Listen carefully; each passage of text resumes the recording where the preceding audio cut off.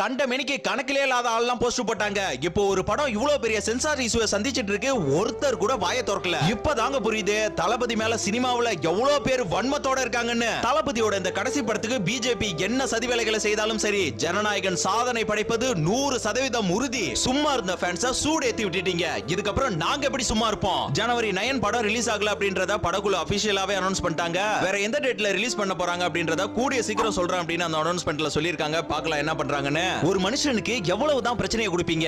ஏண்டா வாழ்க்கையில பிரச்சனை இருக்கலாம், ஆனா அந்த மனுஷனுக்கு வாழ்க்கையே பிரச்சனையில தாண்டா போகுது. மக்களுக்கு நல்லது பண்ண வந்தவருக்கு எவ்வளவு போராட்டங்கள், எவ்வளவு விமர்சனங்கள், எவ்வளவு சவால்கள், எவ்வளவு எதிர்ப்புகள். முடியலடா சாமி, ஒரு மனுஷனை போட்டு படாத பாடுபடுத்துறீங்க. அந்த இடத்துல வேற யாரா இருந்தாங்கன்னா தலை தெறிக்க ஓடி இருப்பாங்க. இதற்கிடையில தளபதி விஜய் அவர்கள் ஜனவரி 12ஆம் தேதி சிபிஐ வர சந்திக்கணும். Not for ஈஸிங்க Thalapathy.